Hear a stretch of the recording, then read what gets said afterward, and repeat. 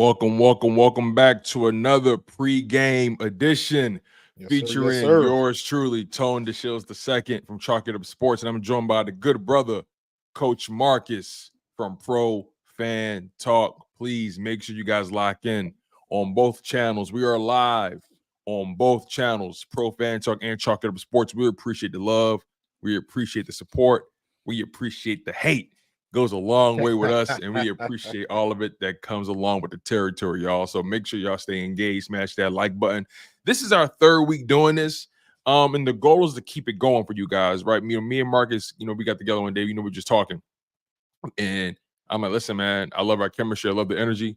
This is something we got to do regularly, and it became our weekly pregame show to set you guys up, right?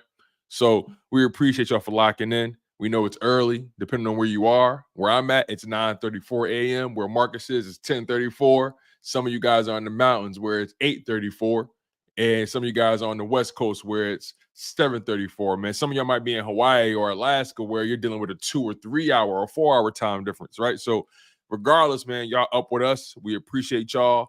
And we're not going to disappoint. We're going to give you guys a great show. But again, before you guys get too comfortable, before you take your shoes off, before you go to the fridge and get something to drink, go upstairs and say hi to your grandmother, okay? Go smash that like button. Go make sure you say hi to your auntie and your uncles. They ain't see you in a while. Don't get too comfortable. Don't put your feet up on my table before you take care of business. Smash that like button, y'all. We appreciate y'all. So, your Philadelphia Eagles, Marcus, our Philadelphia Eagles face off against the New Orleans Saints in the Superdome in New Orleans, man. This is a hell of a matchup, right? This matchup looked a lot different before the season started. And now we are where we are. We expected the Philadelphia Eagles to look a little bit differently. I don't think we expected the Saints to be as high octane as they've shown us to be. But give me your first impressions of the New Orleans Saints. I know you've been watching a lot of film, especially this morning. Just give me your overall take on the Saints at face value. Listen, man, after watching the tape last 2 days, the one thing that I really, really appreciate about the Saints right now is they are running a old school I formation, running back downhill offense. Not a lot of frills. They are lining up in ace. They are lining up in I. They're lining up in strong right and left, and then they mix a little bit of gun in there. But most of the runs that Alvin Kamara has been at an I formation, and I like that. It's not complicated. They're not trying to do too much. It is what it is. We coming downhill. They'll stretch you outside with those zone reads and those zone runs. And the reason I like zone so much is it gives the running back an opportunity to just be a running back. There is no hole. There is no, 2, 4, and 6 and, 3, 5, and 7 outside. They get the ball to the running back as deep as possible. He sees what he sees and he makes the adjustment. That's all. And it's that simple. Because they stretch it out so much, forces the linebackers to move, makes the blocking a little bit easier for the offensive lineman, and he can just pick his spots. That's exactly what they did. They came right at you, using the fullback or Taysom Hill, but he's going to be out today. But so it's official. He's simple. out. It's not overcome. Yeah, what I just saw, Taysom Hill is out. Okay, yeah, because last thing I saw earlier this morning was doubtful. Okay, so. Cool. That does change things for them. He's a Swiss Army knife for them. He's a wild card for sure.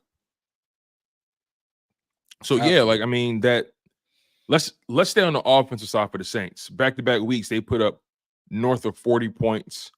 I think they put up over 90 points on the season thus far. They faced off against the Carolina Panthers and they faced off against the Dallas Cowboys, right? Two drastically different opponents. Two opponents who are in two different situations in their franchises. And it's kind of hard. I mean, again, outside of just looking at the film and just looking at what they're doing, it's kind of hard to gauge just how good are they, right? I mean, yes, that's fair. To put up those kind of points as consistently as they have, you got to get credit where credit is due. And I am not taking nothing away from that. I don't want any Saints fan, any Eagles fan to think that I'm going to this game sleeping on this opponent, not whatsoever, right? I don't think this opponent can just be had, right? But I think anybody can get touched. I think anybody can get caught lacking, right? This is the NFL. You got to be your best on your best day. You feel what I'm saying? You can't be your best on your, on a previous day or the day. We need you at your best on your best day. So,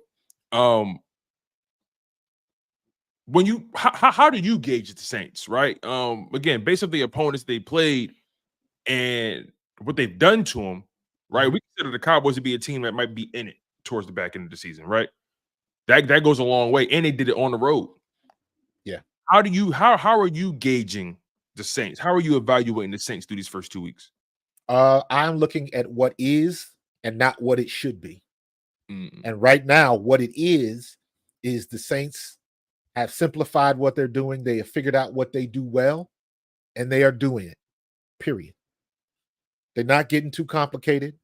Um, how many times have we been saying, heck, for the last 3 seasons, run the ball with our offensive line? We got arguably the best offensive line in football, but well, how come we don't run the ball like it? Even last year with DeAndre Swift, we should have used him more. We get him; he's explosive. We should have somebody throwing to him from out of the backfield. We never did it. Now we got Saquon, who's just a bigger and as fast and as explosive as DeAndre Swift, and it's paying dividends. And then we end the game last week like we did and don't run the ball instead of throwing the ball. You know what I mean? So, and I'm saying that to say the Saints are not doing none of that. They know what's working and they're using it. Run it till they stop it. Nobody has been able to stop Alvin Kamara yet.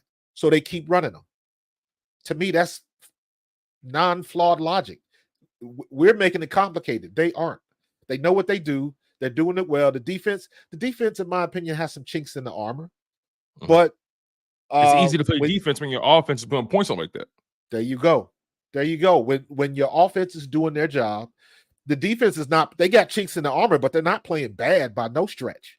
And you know what? Not for nothing. The Saints know how to tackle. We still figuring that out again. And this goes all the way back to what did the Saints do in camp? I bet they was putting people on the ground. What was Detroit doing in camp? I bet they were putting people on the ground. We practicing for an hour and a half. Nobody goes to the ground, and it looks like we've forgotten how to tackle. Again, this is not new. And it always affects us the first 4 games of the season. You already know what, first 3-4 games, just pump your brakes a little bit so you can see what you can see. There is a possibility that the Saints still might come down to earth. They started off hot and then they kind of cooled off a little bit. But right now, they haven't. And we're the next in the pecking order, and we're going in their house. So our defense better be on point because the Saints are just doing what they do best. They are not trying to reinvent the wheel. You said something interesting. You said they're just keeping it simple, and we're trying to overcomplicate the game here. And I feel like that's kind of been a narrative for the Philadelphia Eagles over the past couple seasons. It seems like they're just trying to overcomplicate the game. You got one of the best offensive lines. Use it. Lean on it, right?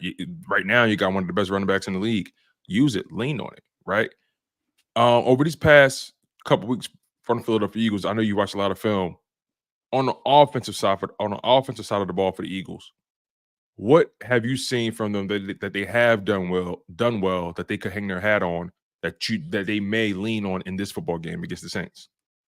Running off tackle. Even though I don't particularly like it, a lot of their run plays out of gun have been very successful. And that's when you got Big Beckham pulling or Dickerson pulling on the other side. So the interior offensive line, but the offensive line in general has been doing a good job. Don't stop doing that. Keep running Saquon off tackle, stretch it out a little bit. I would like to see more out of pistol, and I would like to see Jalen under center. They teased us with that in week 1, and I don't think we saw it last week. Jalen getting under center. I think we can use that because that with the struggles that Jalen's dealing with right now, we'll get into that a little bit later. I think he would be better under center a little bit more because that might bring the linebackers up or at least make them pay attention for a half second longer. Again, when you stick that arm out there for play action, that's the one thing I saw with the Saints. When they're in that ace formation and Derek Carr drops back and he sticks that arm out there, linebackers got to fly. And the one thing I have forgotten about is a technique thing. If you got a fast running back and he is going to the outside, linebackers have to turn and run. And if you've ever tried to run in one direction and then somebody hits you from that way, you're off balance because your legs are crossing, Correct. as opposed to facing the line of scrimmage and shuffling, staying parallel to the line of scrimmage. That's what you're supposed to do. But if you got a 4-2 guy running on the outside, that's not going to cut it. You ain't going to shuffle your way over there. You got to sprint to the ball.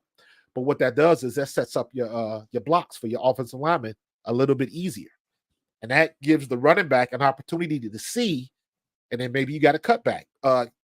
Saquon Barkley's had a couple of really good cutbacks that he almost broke for big yardage. He ended up going for like 10 to 15 yards, but he could have went for 20 or 30 or possibly taking it to the house.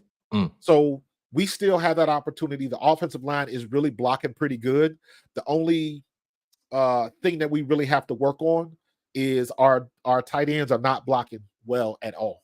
That's why they brought Stoll up and put I think it's EJ Jenkins.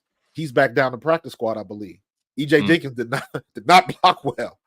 I mean, if he's not a blocker, throw the ball to him, but do something. But yeah, on the whole, our tight ends are not doing a great job blocking. They're doing enough, but it's not good enough, especially when you got Chase Young and Granderson coming in here. Yeah, that's a good point. I want to get to the injury report with you as it pertains to the Philadelphia Eagles.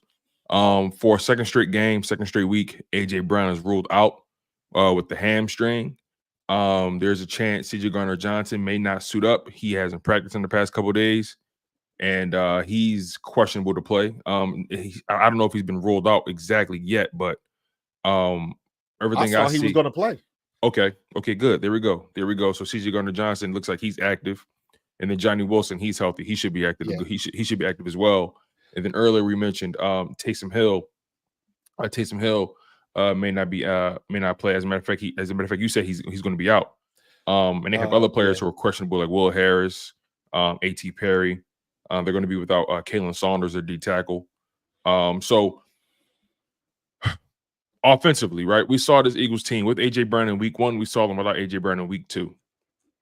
How do you expect them to continue to build off of whatever they were able to do without A.J. Brown? Again, we know A.J. Brown is a large part of this offense. We know he demands a ton of attention. But now you're going into a second week without him. This team should begin to establish some things without this man, right? They should be able to be more creative, and we won't see Britton Covey leading the team in targets at one point in the game, right? We're not going to see that, right? We're going to see more opportunities for Jahan Dotson. We're going to see more opportunities for Dallas Goedert, right? Yeah, and I think Goddard is the key, man. Goddard was the big mistake last week. Agreed. There's no way Britton Covey has more targets than Dallas Goedert. That doesn't make sense. I would blame that on Kellen Moore. You gotta understand what type of piece you have with Dallas Goedert, and with AJ Brown not being out, we talked about that last week. We still got 3 legit weapons back there to throw the ball to. Throw it to him. You know what I mean? So I don't know what the situation was with that. I don't know if Jalen was just missing him, or I don't know if he got lost in the sauce. I have no idea. But Dallas Goedert has to be a part of this offense. And again, for Crash Test Covey to get more targets than Dallas Goedert, that's not a good look. And we have to be better than that as an offense. Now, that is something where I know our CEO coach is not responsible for the offense, but that's something as the coach, Kellen, we got to get Dallas involved in this game plan. Let's go. Let's get him the ball, because we do have an opportunity this week with mismatch. Demario Davis is a great linebacker, but he cannot cover Saquon Barkley. And Dallas Goedert, I think, is a good matchup for him because he's a good linebacker, but he can't cover. So we got to make the most of those opportunities. And I'm saying that having just watched about 3 or 4 plays when they played Dallas. And the Dallas tight end was getting good yards on him, moving the chains. And I'm like, that's all we need him to do. Maybe eventually he'll pop one and break a tackle and make a 3 to 5 yard gain, 15 to 20. That happens from time to time, but it's not going to happen if you don't get him the ball. Yeah, I couldn't agree more, man. Somebody that I expect the Saints to key in on. They're going to do everything possible to try to make the Eagles as one-dimensional as possible. Max. Saquon Barkley has definitely been their most explosive offensive player thus far. How do you see the Saints trying to develop a game plan to deal with Saquon Barkley? Do you see them selling out and forcing Jalen Hurts to beat them in the air, especially knowing they ain't got A.J. Brown? How do you expect the Saints to deal with the Philadelphia Eagles offense, knowing that they could put points on you too? Exactly like that. Look at what they did with Dallas. Clearly, they were showing putting some extra pressure on CD Lamb. Mhm. He got through that one and had that long, I think it was like a 60-yard touchdown. Yeah. But for the most part, they did a pretty good job shutting down CD Lamb. Who else do they have to go to? You know, that little running back that they have, they were shutting him down. He didn't really get much. So they did a pretty good job. And I would expect them to do the same thing. Look at the tape of what Atlanta did. Devontae Smith is going to get his, but Devontae Smith didn't take off. He didn't pop the top off like we know him to be. Right. But I'm blaming that on Jalen. I'm not putting that on Devontae. Break that down. We got to scheme him in. One of the things I looked at, I actually did a video of this study and tape. Jalen is leaving the pocket a little bit too early. He's bailing. There was there was a situation on goal line, and there was a situation on our side of the field when we had the ball. I want to say third quarter. I think you said this sometime yesterday. I think when I was live, you said this yesterday. I think. Yeah. He's leaving about a second too soon. A second too early. And what I mean is, like, for instance, the one play on the goal line. He slides to gun formation. He takes a small 3-step drop. So he's taking a 3-step drop, and he's already about 7 to 8 yards deep. And immediately he takes off to the right. I believe that was the one where he tried to hit Dallas Goedert, and he fell down. Dallas got a hand on it, but he fell down, and it was an incomplete pass. Well, there was nothing wrong with the pocket. All he had to do was take one step to the right. He could have still been in the pocket because the offensive line had the pocket solid. Everybody was shifting to the right, and the pocket was to his left. So our offensive line pushed everybody to the left, not the right, excuse me. But the pocket was sound. All he had to do was take one step to the right. And I believe it was Devontae Smith that was on a corner route on the left side that would have popped open. But because he immediately took off to the right, he didn't see it.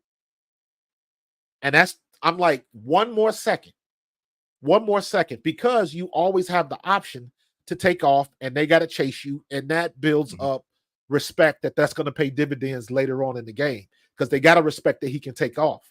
So that leaves a little bit of space in the middle, because you got to force the linebackers to make a decision. But in a couple of situations where he took off too early. He could have stayed in the pocket. Nothing was collapsing on him. He could have just stayed in the pocket for just another extra count, and he could have seen something that popped open. Even on the interception, the throw was to Britton Covey, not to Devontae Smith. Or I believe he could have tucked it in, ran straight up the middle, and got about 10 to 15 yards. Just to keep the chains moving, because we didn't need that much to put Elliott in field goal range. So it's different things like that we got to get better at. He's got to get better at, because now defenses know that he'll leave the pocket early, so they're going to play to that strength. And what do they always do? They try to force him to run to the right side, because that's where he has the most turnover. So now you playing the analytics and the stats. If we can force him out to the right, we got a better chance that he'll make an errant throw and try to throw across his body, and maybe we can make a play on defense. Now you playing the odds. And listen, you get 2 interceptions out of that, or interception out of that could change the game. I mean, if you stick with it long enough, you'll force him to make a mistake, like you said. You know, staying on Jalen Hurts, right? 2 weeks in, going into the season, he had things about his game that people wanted to criticize and people wanted to elaborate on, and rightfully so, right? Handling the blitz, and some people doubted his ability to read the defenses and go through his progressions. And even you mentioned one of his quirks about him bailing the pocket just a little too soon. I tend to agree with that. I definitely agree. Jalen Hurts definitely has to be a little bit more patient in that pocket. Over the past 2 weeks, though, out of all the things that he has been criticized for, or just the things that people have used to describe his game, what have you seen from Jalen Hurts over the past 2 weeks to give you some sort of optimism going forward? I like that he's comfortable running the ball again. Clearly, we know he wasn't healthy last year. He didn't get healthy to like the last 2 games of the season. He has been a lot better versus the blitz. Getting the ball out, doing what he has to do, and making the right reads in that regard. So there are some pluses, and him getting rid of the ball early could be a factor of that. He knows the blitz is coming, and his legs are a big part of his game. But I think the one thing that we can do better is hit the check down, man. Your check down is named Saquon Barkley. Get him the ball. If it's from a check down and it's a coverage sack and I can get the ball in his hands, that's what I want to do. Just like, look at it like this. When we throw the ball at the end of the game, right? That was the perfect call. Saquon Barkley misses it. What you don't do is throw the ball to leave any possibility that the clock may stop, right? So use that same logic. Give the check down to Saquon Barkley, because the possibility remains that he can make somebody miss. And now you make chicken salad out of chicken. You know what I'm saying? Exactly. He can make some. All it takes is one miss. He's the guy to do it. So if nobody's open and you don't have to run, he's already 3-5 yards down the field. Get him the ball and let him shake that linebacker. Use what you got. There are going to be plenty of times for Jalen Hurts to run, and he's going to continue to make plays with his legs. He's going to continue to surprise him. He's always going to catch some DB that's going to come up and not realize he made a bad business decision because Jalen does squat 650 or whatever it is. You know what I'm saying? So, but Saquon squats 650 and runs a 4.3 and is 6 foot and is 230. That's the business decision that you want defense to have to deal with. Get him the ball. Check down, screen, pass pattern, doesn't matter. Just get him the ball. You guys are tuned into your Eagles pregame show featuring Coach Marcus from Pro Fan Talk. Yours truly, Tone DeShields II from Chalk It Up Sports. We appreciate y'all showing mad love to the show. We're going to get to all your super chats. Best believe that. We're not going to overlook those, not one bit. We're going to read through those towards the back end of the show.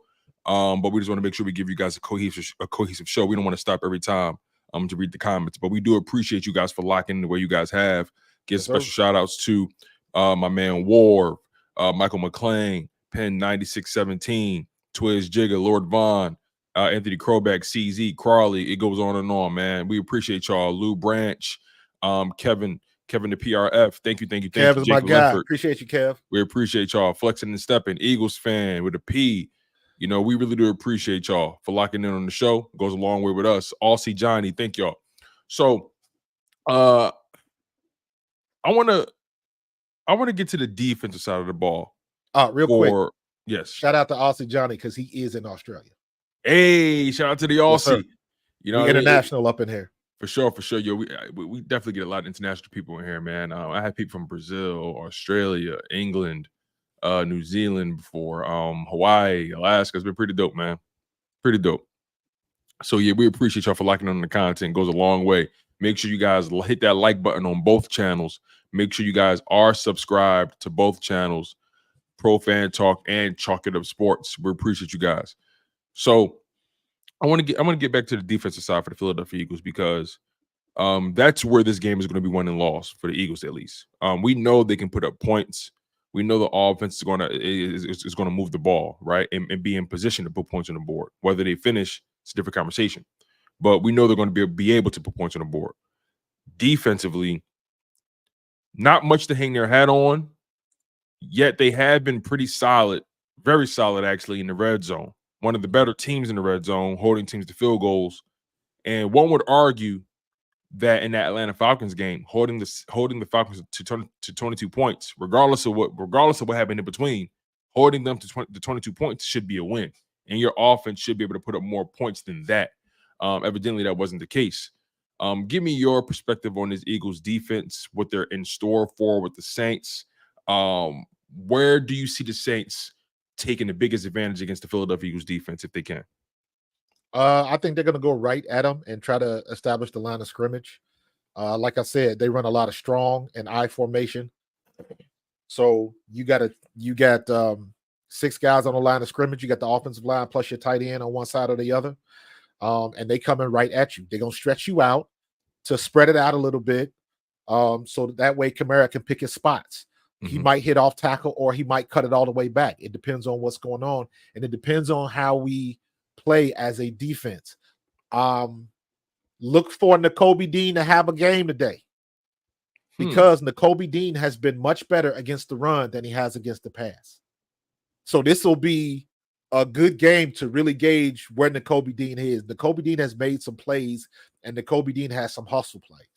But what I think they're going to end up doing is I think they're going to end up attacking Bryce Huff, because he's shown to be a non-factor.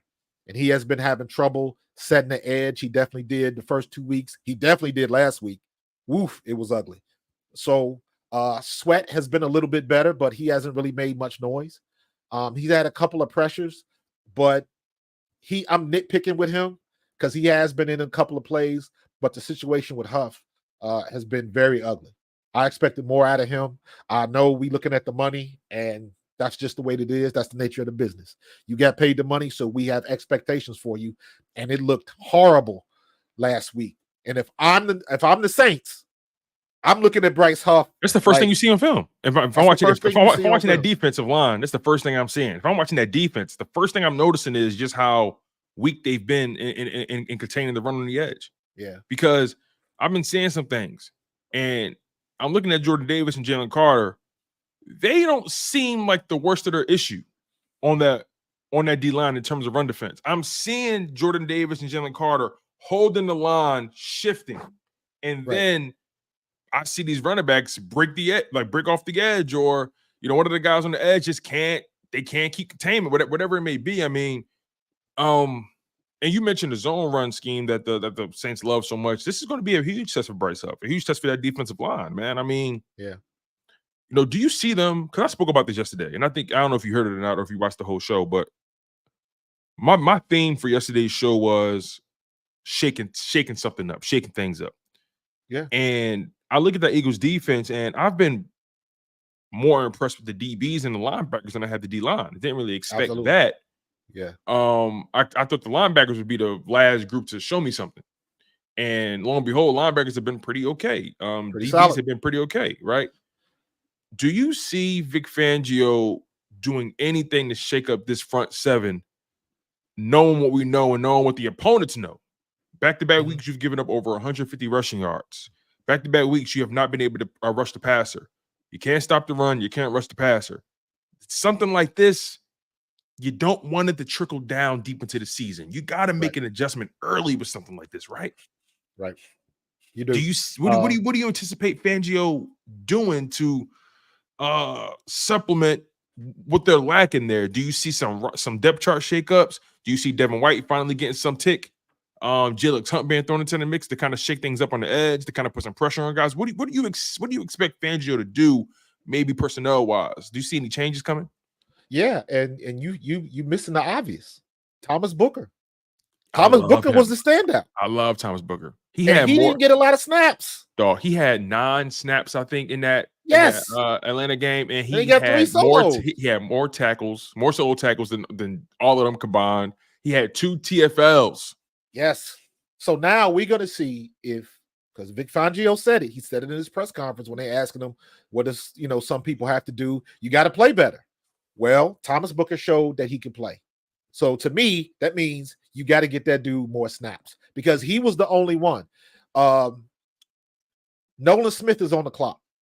Big Jordan Davis is on the clock. Jordan Davis has shown flashes, but his consistency is still not there. So he's on the clock. But even with Jordan Davis, we talked about this weeks ago.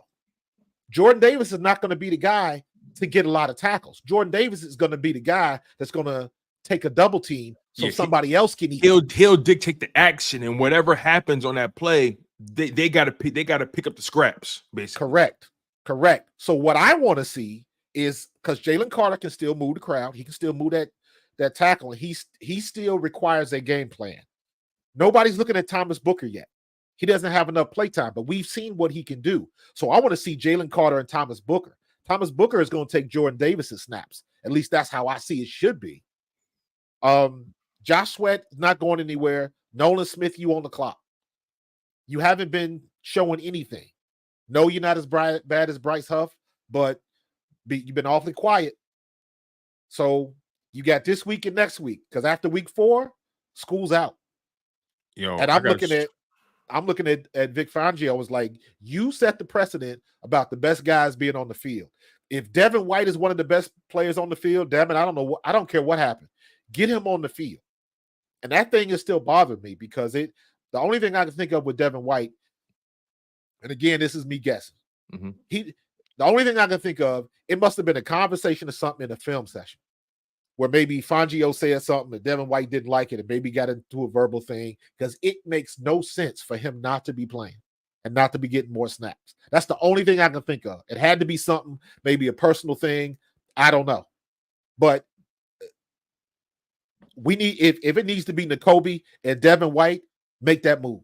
It's too much. We ain't got time for this nonsense. Or get him out of here. What I would do, I hear you on that, right? Because I feel like Devin White, for him to be a healthy scratch last week was like, what? Like a healthy scratch? Like he not even suiting up. That threw me off. But if I'm Vic Fangio, man, I'm shaking that front 7 up. I'm giving Devin White on that field to try to wreak havoc. And then I'm shifting Zach Bond down to a pass rusher role, maybe because he has that kind of ability. He's athletic like that. I'm taking snaps away from Bryce Huff.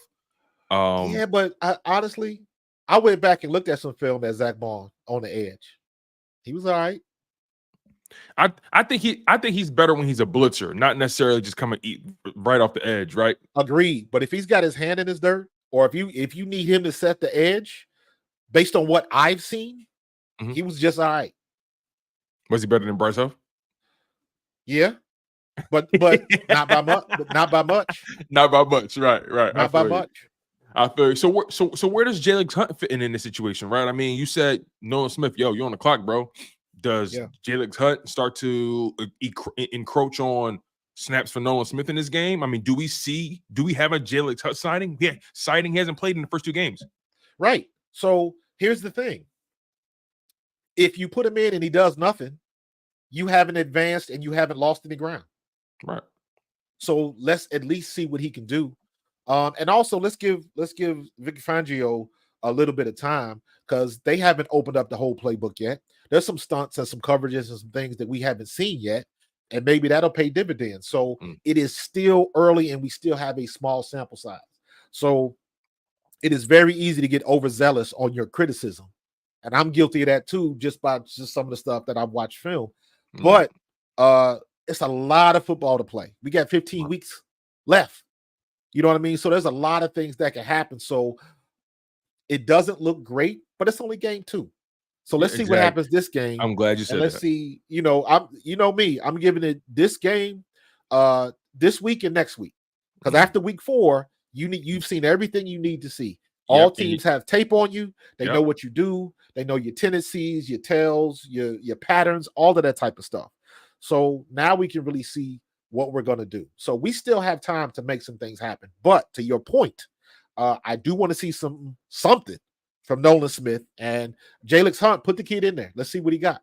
Yeah, because to your point, 1-1, only been 2 weeks thus far. We're in week 3 now. So much football left to really get into, right? I mean, there are teams that we fully expect to be in it to win it in the back end of the season. They're 1-1. They're 0-2 right now, right? So and we are a drop pass from not having this conversation. And we're a drop pass from not even having this conversation. So it's,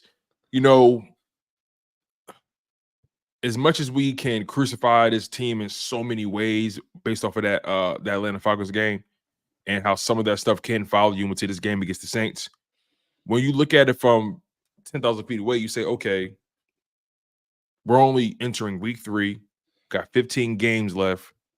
Woo-saw, right? Like you said, it is easy to jump out the window, but at the same token, in the same breath, there are certain issues that you do see that can become long-term issues if you don't address them. Hence why I said at this point, right, with your run defense being as bad as they are, with your pass rush being as bad as it is, what do you got to lose to shake something up?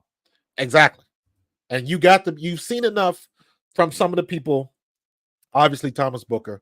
Like I said, Nakobe Dean has been okay in coverage. He hasn't been great. He hasn't been terrible. But I like Nakobe Dean's hustle. I've seen Nakobe Dean make some plays blitz the quarterback, didn't get the blitz, and then come back and get in the play and make the tackle. I'm not seeing that type of hustle out of Bryce Huff. I've seen when you watch him last year in New York, I saw that. So I'm like, what's the disconnect? So he had to show something because I know how he watched film before they signed him. So he had to show you something, just whatever that something is. We haven't seen it yet. So we got to get it. He's got to get it together. He's got to play much better because I liked his comment. When somebody asked him a question in the locker room, he owned up to it. He's watched the tapes, and I'm guessing that film session for him was not very nice.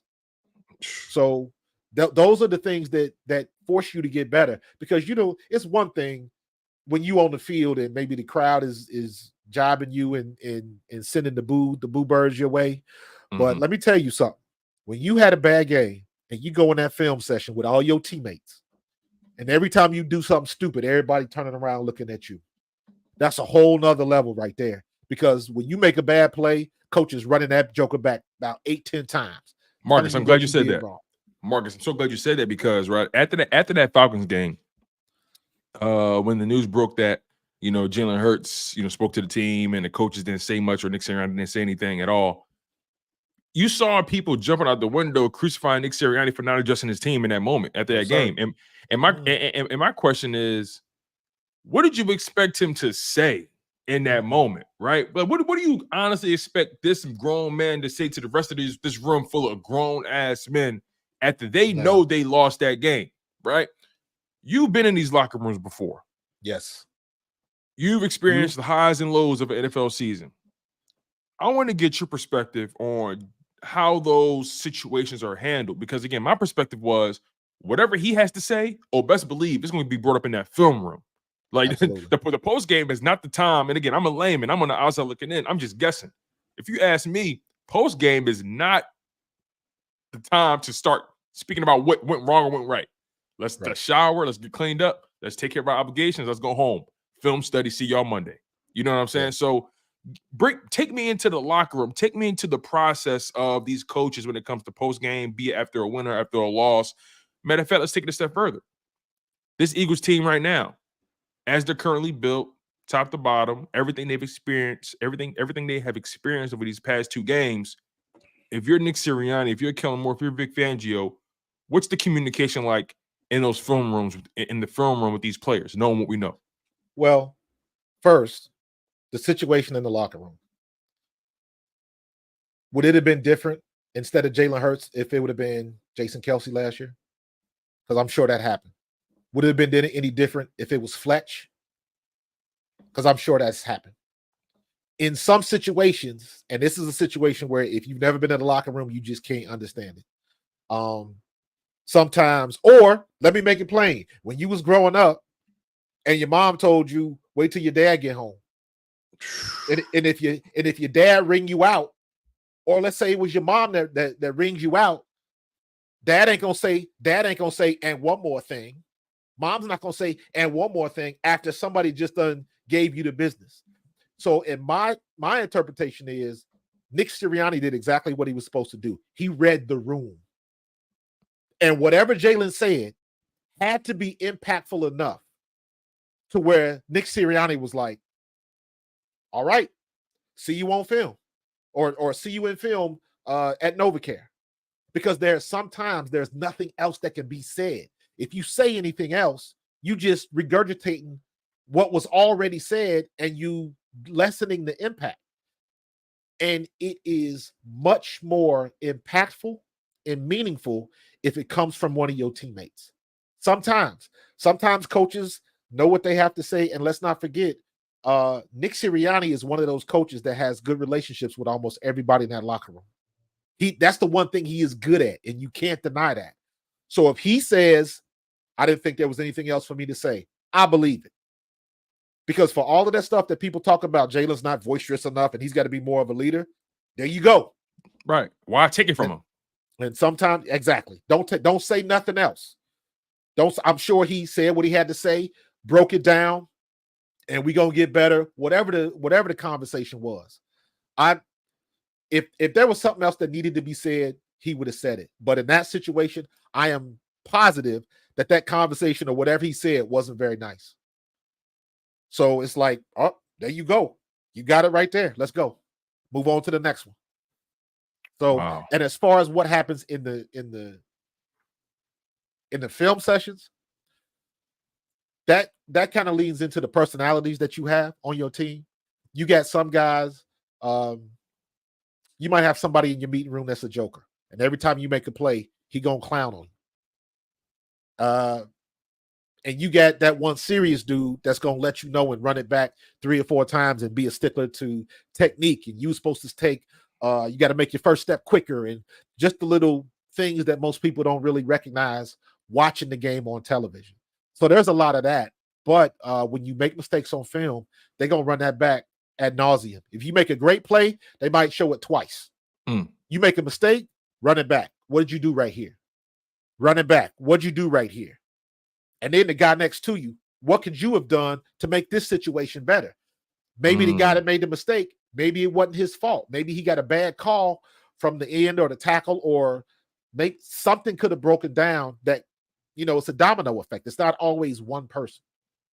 So those are the things that get ironed out. The communication, what you're seeing.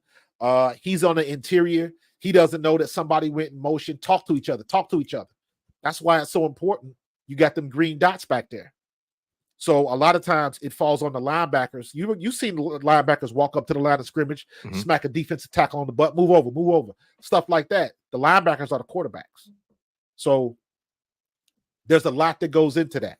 But when you make mistakes and you constantly making mistakes, I am positive that Bryce Huff in that film session, I am sure they was giving him the side eye. Because I was going to ask you. I was literally about to ask you, based on what we've seen from this defense these past 2 weeks, right? In particular, the Atlanta Falcons game, right? What do you think those film sessions were like, at least for the defensive line? What do you think? What do you think Clint Hurt was talking about in those rooms? Not good.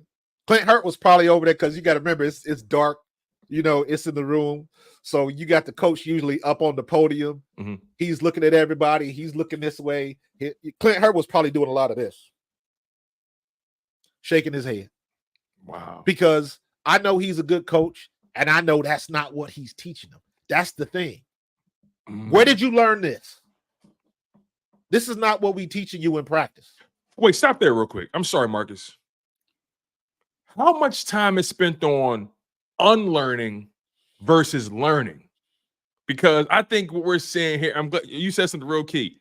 I didn't teach them that, or right. I know for a fact he didn't teach them that. He's a good coach. Let's peel back the layers with that a little bit, right? How much time do these new coaches, especially at the beginning of a season, right? How much time are they spending How much time are they spending with these guys in terms of unlearning bad habits from the previous regime, in comparison to trying to get them to take on the new identity, the new approach with the latest regime?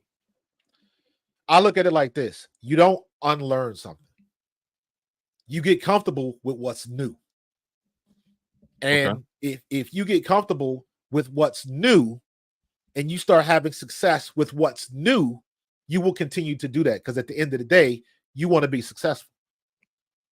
If you a defensive edge and you started out with your hand on the ground and you couldn't sniff the quarterback, then all of a sudden the coach tells you, hey, stay up on 2 and then go like you in the runner stance and then just go at the snap of the ball. And then the next game you get, 3 hurries and a solo. Well, okay, which option gave me the most success? I was up, I wasn't down, so let me do this more. So basically, It's just the things that you don't unlearn it. You know what you know. It's just like basketball. If you right-handed, you got to practice with your left. You're not going to unlearn. You can practice with your left hand all summer long, and the minute you go back to your right, it's old hat. But it didn't go anywhere. But there isn't such thing as unlearning bad habits, right? Again, no. You just get comfortable. You don't unlearn them. You just forget about them. Bad habits happen when you get tired. Bad habits happen when you get tired.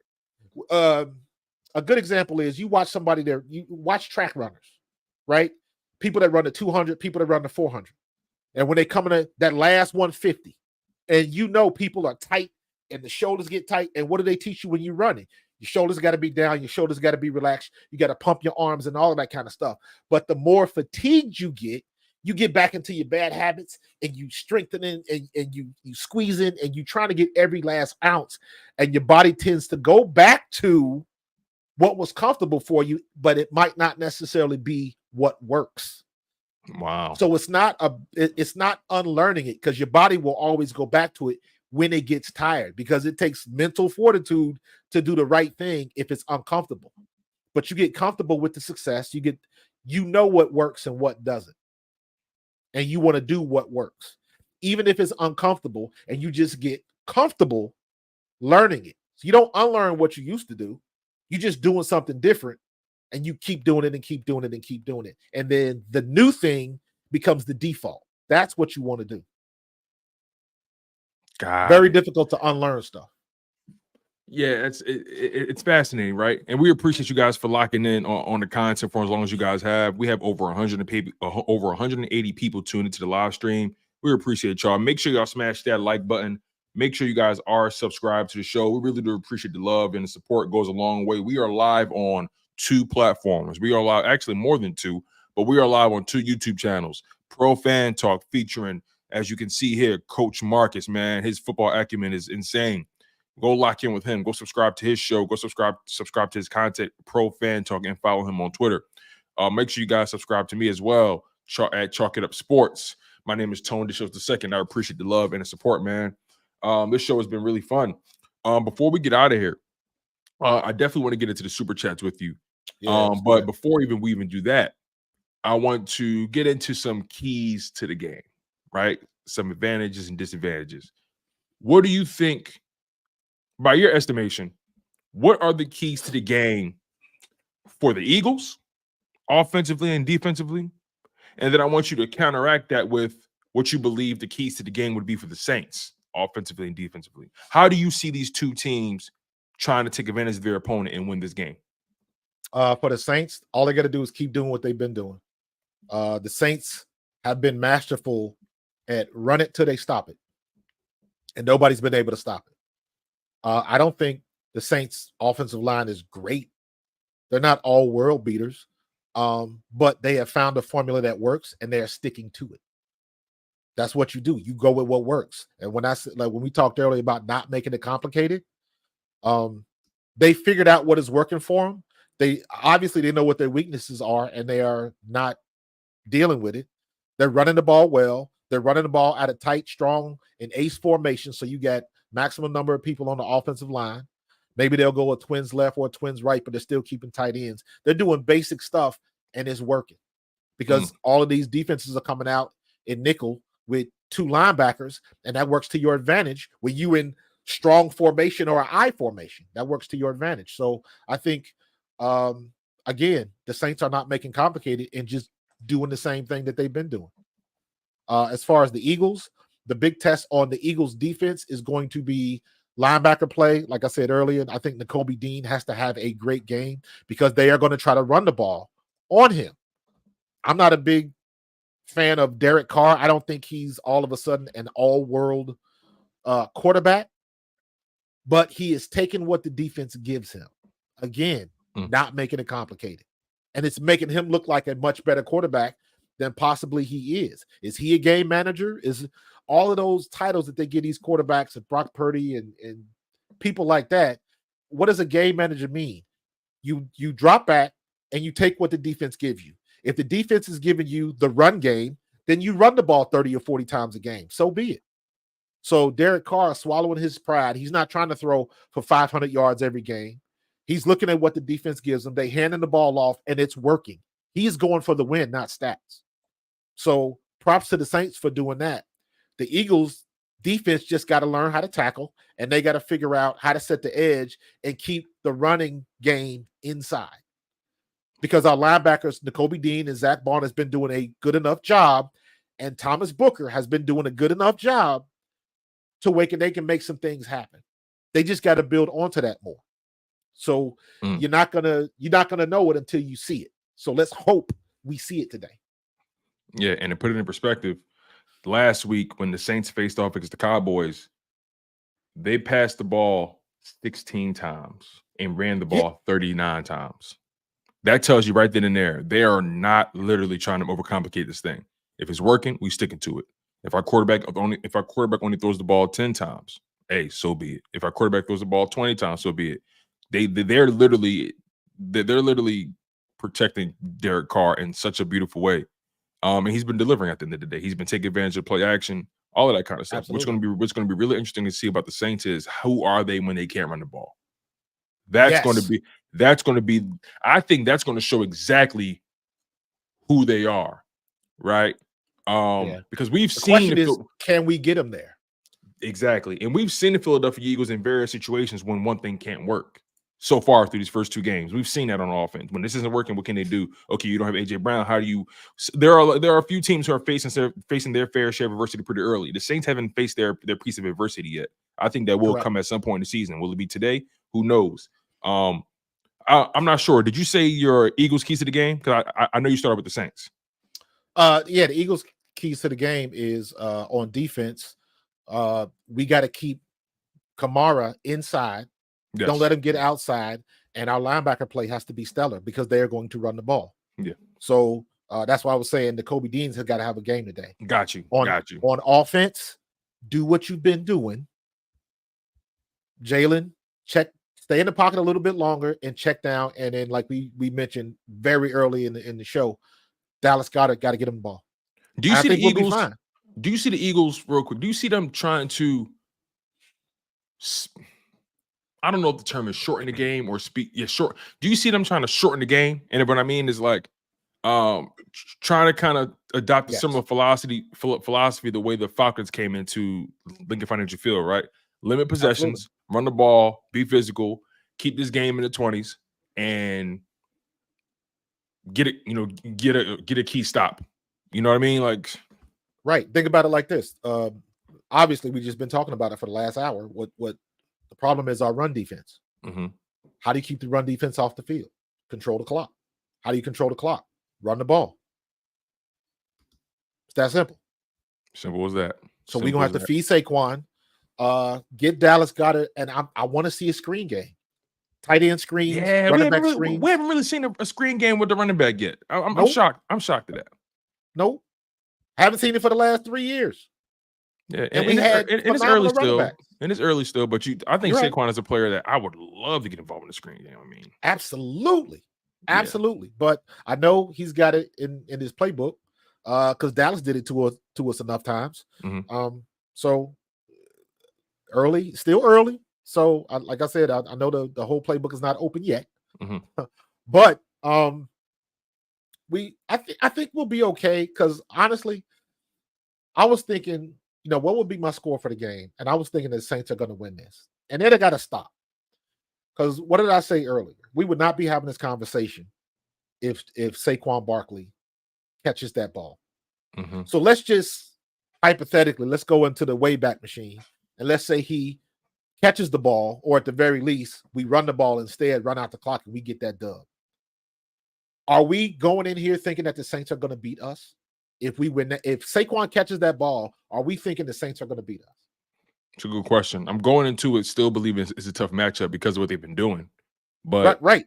Absolutely. But just to bear the lead here, I have the Philadelphia Eagles winning this game 27-24.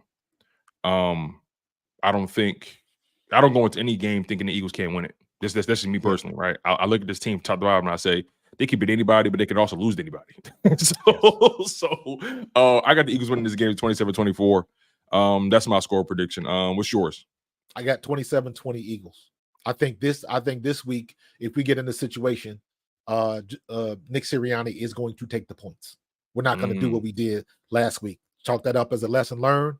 So it's going to be 27-20, but we're going to have probably 2 field goals. Do you think there's ever a time to not take the points?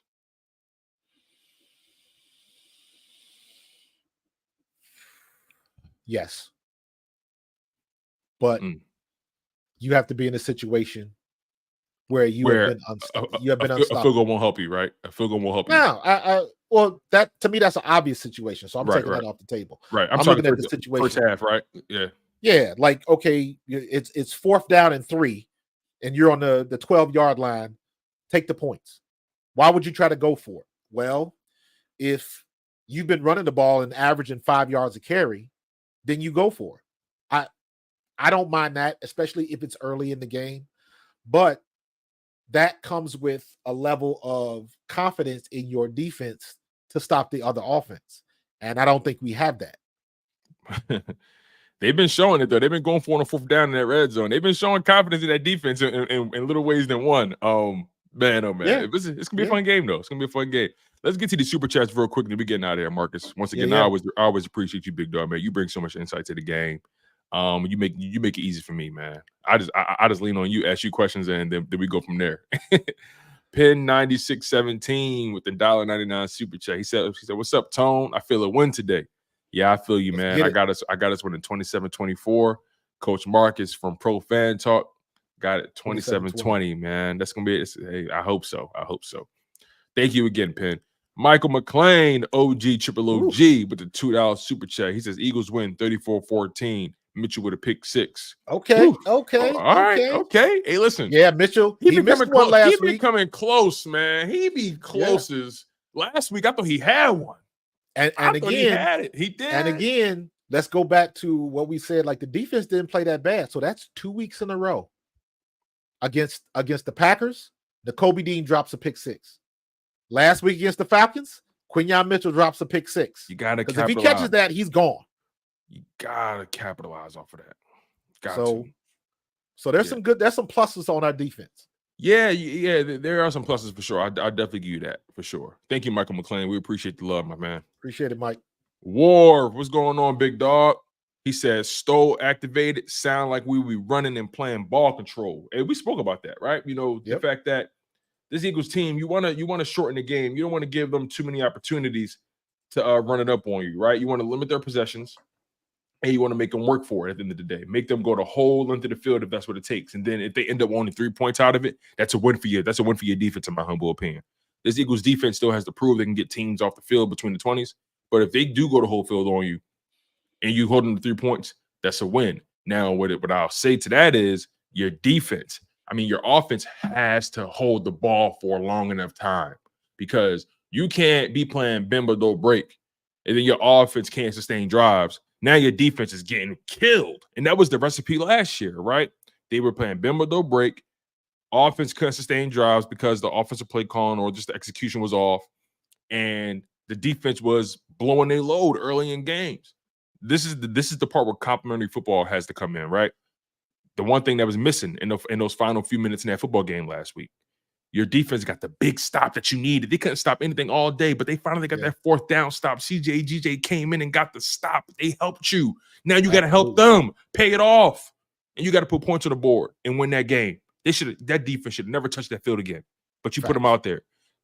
That's the complete opposite of complementary football. Facts. Real quick, Tone. Real quick. Yes. Just came through on my phone from the Eagles website. Inactive today: AJ Brown, Trevor Keegan, Darian Kennard, Tanner McKee, Eli Ricks, and Devin White. Again, and Brian Young, defensive tackle. So AJ Brown, Tanner McKee, Eli Ricks, and Devin White, all inactives. Wow. Something's going on with Devin White. He done pissed somebody off. What's going on? Don't know. Like to be inactive. Inactive, dude. Inactive. He done said, I firmly agree right now that there had to have been some type of argument or some type of disrespect towards one of the coaches or something like that. This makes absolutely no sense whatsoever. None. So it has to be something that happened behind closed doors, and they will never say. But this story is going to watch. We said it first right here. This story is going to pop. This is bubbling. This story is eventually going to pop. No, it's bubbling for sure. It's only one to two things. It's a problem. It's a personality problem in the locker room, or maybe how he's setting something up for a trade. I don't know. But this story's got legs. This don't make sense. The math ain't mathing, bro. Yeah, I don't understand that. You mean to tell me you can't find a way to use them at all? That's what's throwing me. Thank you. Wow. And let's not forget, this is a 4-3 linebacker. that had a good camp. There was no indication. I don't give a damn what they say. There was zero indication that all of a sudden Nakobe Dean was out playing Devin White to the point where Devin White would be demoted. Yeah, and I'm a Nakobe Dean guy, but that wasn't the narrative that was percolating off. Something more than just football's going on. Something stinks, man. Yeah, thank you, Ward, for your $4.99 super chat, brother. Yeah, man. And he followed it up with the $9.99. Thank you, Ward. We appreciate you, big dog. He says, remember last year, Jalen said he hurt his knee in the pocket. That might still be in the back of his head just a tad bit. Maybe that's why he's leaving the pocket a second early. I don't agree. I don't know if I roll with that, or I appreciate you throwing that out there because it's something you have to consider, but I don't know if it's something that I'm rolling with entirely. I just think he got happy feet a little bit. That's all. I think it's simply just that clock runs out of his head a little faster than some people. Right, and because he's had success getting out of the pocket. Yeah, he's back to that. And let's not forget, if you're talking about he hurt his knee in his pocket, he almost blew his knee out versus the Rams. Yo, that run was crazy. Don't get it twisted. That was a crazy run because I saw that from the TV copy. The way his body kind of like jerked a little bit when he planted that. What? My heart dropped. I thought he was done. That was scary. And he still ran like another 10 yards. Yep. And he was good after that. So for sure. Definitely was good after that. Yeah, man. Thank you, Ward. We appreciate you, brother. Thank you for your insight, my man. All right. So that's going to do it for today's pregame show, y'all. We really do appreciate y'all. It's going to be a hell of a game. Tone, real quick. Yes, sir. Before we get out of here. Yes. I got to let everybody know, Tone, I appreciate the fact that I can say this with you on the mic. Today, I am officially 2 years old. September 22nd, 22 is when I started my YouTube channel. Wow. So I'm officially 2 years old today. Bro, congratulations, man. No, that's fly. Congratulations, brother. Yes, sir. Congratulations, man. 4,000 subs later, bro. For sure. Time flies, man, when you putting that work in. You feel what I'm saying? And you all the way back to the first time you got me on Jacob Media, man. Bro, you put out great content. I love your insight. I love the way you convey your message and your thoughts. You always bring that perfect balance of the voice of the fan versus the voice of the player, because you've been on both sides of the coin, man. Yes, you know how this game works. How can people not respect what you bring to the table? And I just want to make sure I'm on the right side of history, and I'm getting close to you. You feel what I'm saying? I want to make sure, man. Hey, I'm in lockstep with the man, Coach Marcus. Hey, you see him, you see me. So I appreciate you, brother, man. You do great work. And it's only a matter of time before everybody knows it, and people are already starting to see it. That's one of the reasons why this show flows the way it flows, right? I always thrive in that moderator question role, right? And I just want to give you the floor so you can just exercise and share with the people just how much you know about this game. I think that's why this show wins. That's why we're doing so well with this program here, because you have a repertoire that some people just will never be able to have. So I want to make sure people see that. I want to make sure people know that and respect that. And like I said, man, I want to make sure I'm on the right side of history, brother, because you doing great things, man. And this is a relationship that I appreciate. So grind, man. Grind and grow, brother. Grind and grow. So congratulations to you again, brother. Thank you. Appreciate it. And Eagles fans, please, if you're fans of any sports, Eagles, NFL, basketball, WNBA, whatever it is, Coach Marcus got you covered, man. He's covering not only the game in between the lines, he's covering the game off the field, right? He's giving you the business conversation with these industries, right? He's breaking down the WNBA and how it's been growing, and he's doing play-by-plays. He's uncovering your Philadelphia Eagles, doing film breakdowns, right? But tell people, what you've been working on with the film, man. I know that's something recently, something new that you've been doing. Break down how people can find that. Break down where people can find your show, how they can support you, man. Just give people all the information they need so they can be a part of the Pro Fan Talk family. Yeah, man. Just go to YouTube like you normally do and search Pro Fan Talk. That's it. I got a new segment that I started about a week ago. I call Run It Back, because when you're in film sessions and you want to see something again, you tell the coach, can you run it back? And all I'm doing is watching film. That's it. And first of all, I don't know everything. I know a lot, but there's a lot I don't know. So I never act like I know everything. That's why I'm always studying film. That's why I'm always watching Seth Joyner and Brian Baldinger and Barrett Brooks and Greg Cosell, because always find more than me. So it's Absolutely. that simple. So check me out, Pro Fan Talk. You can check me out on Twitter and on Threads and all that other kind of stuff on Facebook. I'm there, man. But I'm putting most of my content right here on YouTube. So check it out. Hey, you heard the man. Make sure y'all go subscribe. Go hit that like button. Make sure that notification bell is hit. As y'all can see, I'm subscribed, man. Like, go lock in on former Eagles running back, Eagle alumni, Coach Marcus from Pro Fan Talk, man. Go lock in on that content. It's there. We appreciate the love. We appreciate the support. Please, please, please make sure y'all smash that like button and make sure you guys are subscribed to the show. Like he said, he's giving you guys the film breakdown, as you guys can see. Here's his running back series right here. You can see a bunch of the episodes right here. Go lock in with that, man. He's doing great work, and the content is in full effect, Eagles fans. You're always getting fed. We're always going to take care of our people, always. So, on that note, you guys, we appreciate y'all. That's been our show. That's been our pregame show. Your Philadelphia Eagles will face off against the New Orleans Saints today in the Superdome. Going to be a hell of a game. My score prediction is 27-24. And Marcus, your prediction was 27-20 Eagles. 27-20. So you and I both got the Eagles putting up 27 points.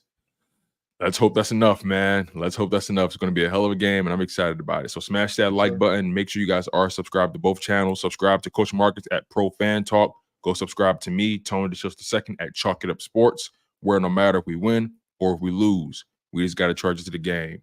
One love, stay humble, stay healthy, and most importantly, stay hungry. And we're out here, y'all. Peace out. Go Birds.